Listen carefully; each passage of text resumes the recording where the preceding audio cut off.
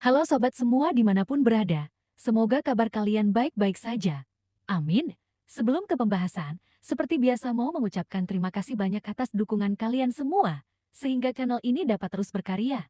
Terlebih lagi buat yang telah ikut serta berdonasi, semoga rizkinya semakin dilancarkan. Amin. Karena sudah kepanjangan langsung saja ke intinya, yuk, selamat menyaksikan. Semoga terhibur. Mata Feng Qinghe terbelalak saat melihat kail pemisah yang telah terbang. Ia segera menentukan kualitasnya. Setelah batuk beberapa kali, Feng Qinghe berkata dengan suara yang dalam. Kamu bukan murid cabang Zhenchang? Tentu saja, dia bukan murid cabang Zhenchang. Dia tersenyum terkejut. Hah, kau benar-benar bisa menahan kait pemisahku? Siapa kau sebenarnya? Feng Qinghe mundur selangkah dan menatap ngarai setengah kilometer jauhnya. Itu tidak penting, lagi pula kau akan mati. Ming Shiyin tersenyum. Ia mengangkat tangannya, dan kail pemisah kembali ke telapak tangannya. Faktanya, dia telah bersembunyi di antara murid-murid cabang Zhenchang sejak awal untuk menyusup ke perkemahan musuh dan mencari kesempatan untuk memberikan pukulan berat kepada musuh. Namun ia tidak menyangka bahwa, ia juga akan menyaksikan pemandangan yang tak terlupakan. Sebelum dia sempat mengagumi kekuatan ilahi yang mengejutkan dari gurunya, dia menyadari bahwa Feng Qinghe ini bukanlah orang biasa. Dia mengikuti mereka sepanjang jalan. Apakah kau pikir kau adalah penjahat tuaji? Feng Qinghe tidak terlalu memikirkannya. Pantas saja kau bisa menangkis pedang energi tuanku. Ceka, ceka, ceka. Apa kau punya sesuatu? Jantung Feng Qinghe berdebar kencang saat mendengar ini. Seorang murid paviliun langit jahat. Ming Shiyin tak dapat menahan diri untuk membelai rambutnya dan berkata, baiklah, aku akan berhenti berpura-pura. Feng Qinghe melihat ke belakang Ming Shiyin dengan kaget. Ia takut si jahat tuaji akan mengejarnya. Lalu, ia berkata, saudaraku, mari kita bicarakan ini. Jika kau melepaskanku, aku akan membalasmu di lain hari. Bagaimana? Tidak perlu menjadwal ulang. Apa? Lepaskan pakaianmu dan biarkan kail pemisahku menembus jantungmu, kata Ming Shiyin sambil tersenyum. Kau, Feng Qinghe mengerutkan kening. Pokoknya, aku sudah menyalakan lautan energiku. Kalau kau mau mati, aku akan mengabulkan keinginanmu. Feng Qinghe mengangkat tangannya dan mengetuk dantiannya untuk membuka titik akupuntur. Laut Qi-nya yang setengah terbakar terus terbakar.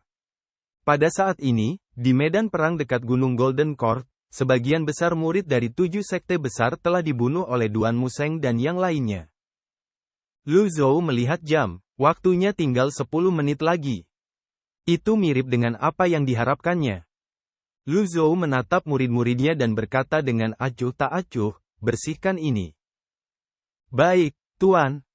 Bawahan ini patuh. Guru, kekuatanmu tak tertandingi dan akan bertahan lama. Guru, aku tak menyangka kau benar-benar mencapai tahap 9 daun. Malam itu, saat aku tidur, aku bahkan bermimpi. Hah, guru, di mana dia? Ia mendongak, tetapi gurunya tak terlihat. Kakak ketiga, adik perempuan kelima. Jangan abaikan kami. Semua orang sibuk dengan tugas masing-masing. Tak seorang pun memperhatikan Zhu Honggong. Lu Zhou melepaskan teknik agungnya dan tiba di puncak paviliun langit jahat. Menemukan inti formasi, Zhang Xuan memukulnya dengan telapak tangannya. Infus penuh. Di bawah sinar bulan, keadaan sekitar menjadi jauh lebih gelap. Avatar. Lu Zhou memanggil avatar teratai emas 9 daunnya dan berdiri di puncak paviliun langit jahat. Apa yang sedang dilakukan Tuan? Adik perempuan itu menunjuk ke paviliun langit jahat. Tentu saja untuk mengumumkan kepada dunia bahwa guru adalah ahli nomor 1 di dunia. Siapa lagi kalau bukan aku yang bisa melakukannya? Guru, panggung 9 daun itu keren banget. Mulai sekarang, guru adalah... Aduh, adik kecil, kau mencubitku lagi, kata Zhu Honggong. Saat Lu Zhou menyalurkan ki primalnya ke teratai emas, matanya tertuju pada avatar wawasan 100 kesengsaraan. Dia mempelajarinya sejenak. Dia bingung. Menurut teori kultivasi saat ini, sangat sulit bagi para kultivator untuk melepaskan diri dari keterbatasan rentang hidup mereka. Berdasarkan kondisi Yun Tianluo, Teratai emas menyerap basis kultivasi dan umurnya tidak kurang dari 1000 tahun. Memutuskan teratai emas dapat menyelesaikan masalah ini. Akan tetapi, sekarang setelah Lu Zhou menggunakan kartu puncak, ia berada di tahap 9 daun. Dia mulai berpikir kembali saat pertama kali dia bertransmigrasi ke sini. Pertama kali dia menggunakan kartu puncak, dia hanya berada pada tahap 8 daun. Kali kedua ia kembali setelah menangkap Ye Tianxin, ia sudah berada di tahap 9 daun. Namun, saat itu, ia belum terlalu paham tentang budidaya teratai emas dan tidak terlalu memikirkannya. Ini adalah keempat kalinya ia menggunakan kartu puncak. Memang, ia memiliki teratai emas 9 daun. Nama kartu item, kartu uji puncak Ji Tiadao. Catatan, Ji Tiadao berada di puncak kekuatannya selama 30 menit. Dengan kata lain, Ji Tiadao sudah berada di tahap 9 daun. Karena masa hidupnya, ia telah jatuh ke tahap 8 daun. Setelah Lu Zhou menggunakan kartu pembalikan, tubuhnya kembali ke tahap 9 daun. Jika Ji Tiadao telah mencapai tahap 9 daun lebih awal, ia tidak akan diserang dan terluka oleh 10 elit besar. Oleh karena itu, Ji Tiadao pasti telah mencapai tahap 9 daun setelah pertempurannya dengan 10 elit besar dan sebelum Lu Zhou bertransmigrasi ke sini.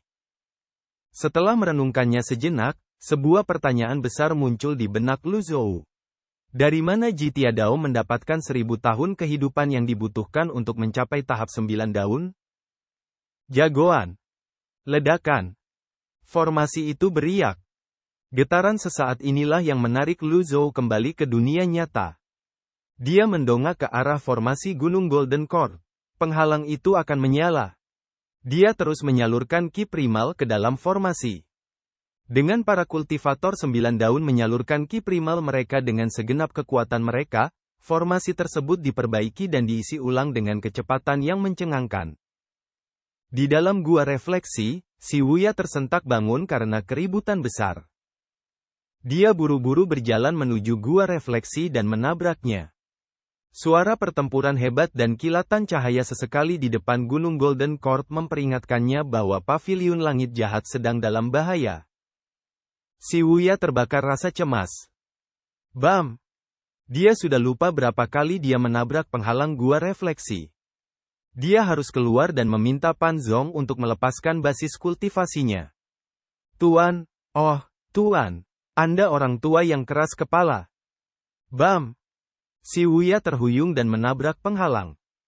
Ini bukan karena ia berhasil menembus penghalang gua refleksi, melainkan karena formasi Gunung Golden Court berfluktuasi hebat. Fluktuasi kuat dari formasi itu terhubung ke formasi gua refleksi.